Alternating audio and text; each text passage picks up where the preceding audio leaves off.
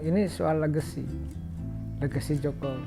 Jadi tidak ada presiden Indonesia dari zaman Bung Karno kan tuh soal gagasan, ide, ya kan, pemindahan ibu kota kan terjadi di zaman Bung Karno. Tapi tidak pernah terrealisasi dari presiden ke presiden. Gitu. Zaman Gus Dur hanya wacana gitu. Bahkan daerah Subang juga pernah disebut-sebut gitu calon ibu kota negara. Ya saya ingat gitu. Jadi hanya wacana. Nah, tereksekusi ketika Jokowi menjadi presiden yang kedua kalinya. Nanti itu akan terrealisasi nih, undang-undangnya akan mudah diketok gitu kan.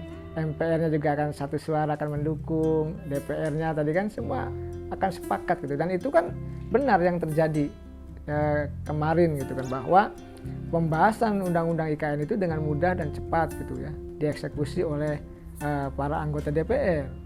Nah, saya melihat kenapa kalau sudah legacy maka harga mati bagi Pak Jokowi untuk bisa merealisasikan. Jadi halangan dan hambatan apapun akan dipotong, ya kan? Akan digunting, akan dihilangkan sehingga hambatan-hambatan ini tidak ada. Bolehlah misalkan orang menolak tapi tetap jalan. Bolehlah anggaran tidak ada tapi anggaran IKN tetap tidak ada yang ganggu-gugat. Bolehlah misalkan para tokoh-tokoh bangsa membuat petisi gitu, menolak IKN. Tapi tetap jalan dieksekusi. Lalu bolehlah masyarakat mengajukan judicial review ke MK. Tapi semua ini kan tidak ada proses pembatalan, ya kan? Apapun itu alasannya bahwa harga mati untuk bisa dieksekusi dan direalisasikan.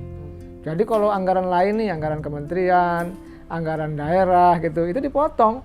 Cuma hanya anggaran IKN lah yang tidak ada pemotongan itu. Bahkan jadi makanya saya katakan karena legacy, harga mati, maka harus dieksekusi.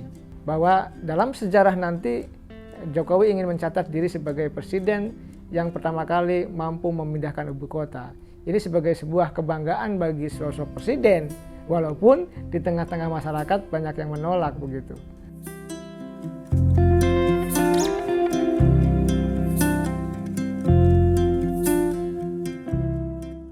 Di periode pertama itu konsolidasi, pemetaan, pemberesan gitu ya, membereskan persoalan-persoalan konflik, soal koalisi, soal siapa yang menolak dipetakan gitu kan, lawan politik, musuh politik mana, soal pembubaran ormas dulu gitu loh. Jadi diselesaikan satu-satu. Soal menundukkan partai-partai dulu gitu. Ini diselesaikan dulu, masa-masa konsolidasi dan masa-masa mengemukakan ide dan gagasan di Kementerian Bappenas. Jadi di periode pertama itu sudah ada. Jadi justru di periode pertama itu dulu Pak Bambang Brojonegoro diperintahkan untuk merancang gitu terkait dengan IKN. Jadi sesungguhnya sudah dari periode pertama. Jadi ini sebagai kelanjutan saja di periode kedua. Nah, artinya dieksekusinya di periode kedua. Memang agak kelihatan lambat ya, karena Pak Jokowi hanya tinggal katakanlah 3 tahun lagi kurang lebih. Cuma kan ini yang menjadi persoalan akhirnya. Masyarakat banyak menolak, tokoh-tokoh bangsa juga banyak yang menolak, lalu investor juga kan ada yang mencabut diri keluar, lalu investor mau masuk juga ragu karena kan tidak ada jaminan ketika Pak Jokowi tidak jadi presiden lagi 2024, maka ya akan hancur semua pembangunan IKN itu. Jadi karena legacy di periode pertama juga sudah ada ide perencanaan ya, diperintahkan kepada Menteri Bappenas Bambang Brojonegoro ketika itu. Di periode kedua dieksekusi, ya inilah yang menjadi kenapa mohon maaf ada muncul isu penundaan pemilu, isu perpanjangan masa jabatan presiden, termasuk yang terakhir yang saya kemukakan ke media ya, isu terkait Jokowi 3 periode. Ini untuk salah satu mengamankan jaminan kepada investor bahwa IKN aman, Ya kan saya mungkin nanti akan maju lagi menjadi capresnya di 2024 gitu, ikut kontestasi lagi, dan Pak Jokowi tentu pede sebagai incumbent. Dan dari situlah nanti para investor akan tenang karena Pak Jokowinya dianggap bisa menang lagi dan akan tereksekusi dalam proses 8 tahun gitu ya. Dari sekarang 3 tahun, ke depan 5 tahun, 8 tahun. Dan itu sudah dirancang saya rasa. Karena kalau misalkan Pak Jokowi 2004 berhenti, saya yakin semua ide, gagasan, dan eksekusi bubar. Oleh karena itu ya legasinya tidak akan jalan.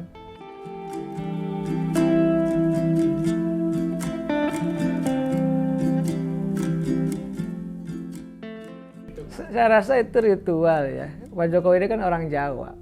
Jadi taat kepada budaya Jawanya tinggi. Jadi konsep kejawaannya tinggi. Nah oleh karena itu ya saya melihat mungkin simbolnya adalah simbol persatuan. Jadi tanah-tanah seluruh wilayah Indonesia 34 provinsi itu unsurnya gitu ya. Unsur tanahnya, unsur airnya bersatu di IKN itu. Saya memaknainya positif saja bahwa itu adalah unsur persatuan bagi republik ini.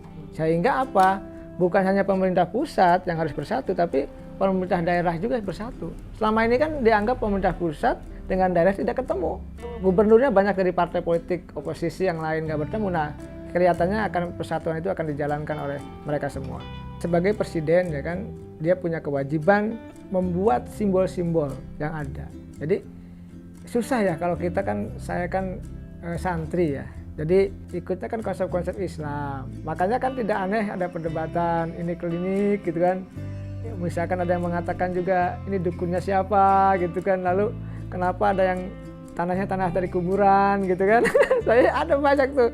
Kalau tanah dari kuburan gimana katanya. Tapi saya melihatnya positif lah. Misalkan positif begini. Saya tidak tahu persoalan klinik. Tapi tadi kalau Pak Jokowi mengikuti budaya Jawa iya. Ya, mungkin tadi ingin menyatukan semua unsur. Unsur tanah, air, mungkin ya unsur udaranya nggak tahu saya. Mungkin karena gubernur nggak bisa bawa udara gitu, jadi nggak ada unsur udaranya. Atau unsur apinya juga saya tidak tahu. Karena saya bukan dukun, saya dukun politik, pengamat politik, bukan dukun klinik. Tapi apapun itu saya rasa Jokowi ingin mempersatukan kelihatannya dari unsur-unsur perbedaan-perbedaan unsur-unsur yang ada di semua daerah menjadi satu di titik nol itu, saya melihatnya seperti itu.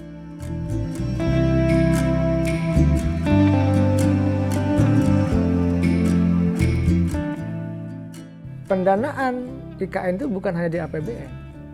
Kalau APBN jebol, kalau saya lihat anggarannya 400 triliun lebih gitu ya, itu tidak akan berguna, tidak akan cukup. Artinya butuh investasi dari para pengusaha, baik dalam maupun luar negeri. Nah, persoalannya adalah ketika misalkan campur tangan swasta di situ, yang kita khawatirkan adalah pembangunan swastanya lebih bagus gitu ya, tapi pembangunan infrastruktur pemerintahnya lebih jelek. Ini yang kita khawatirkan. Atau nanti ada permainan, mohon maaf, korupsi dan lain-lain kan. Karena kan gini, basis dari pengusaha itu kan untung. Oleh karena itu hati-hati. Nah, saya melihat selain dari tadi ada politik balas budi gitu, kelihatannya Doni ini untuk mencari anggaran.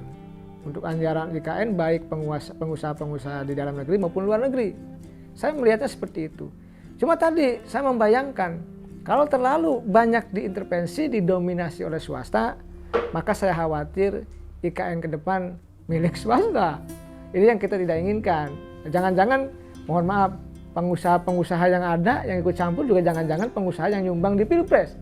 Karena ini yang kita khawatirkan. Oleh karena itu ya Pak Jokowi mesti menjawab ini ke publik.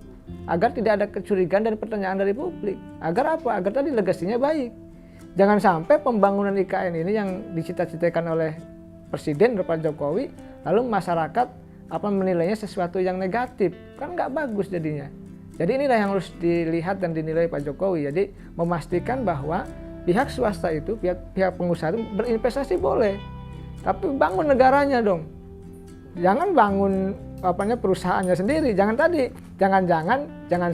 sampai ngambil untung ketika sudah misalkan, mohon maaf tanda petik, dulu sudah keluar untuk Pilpres, untuk Pileg, membantu siapa gitu. Jangan sampai seperti itu.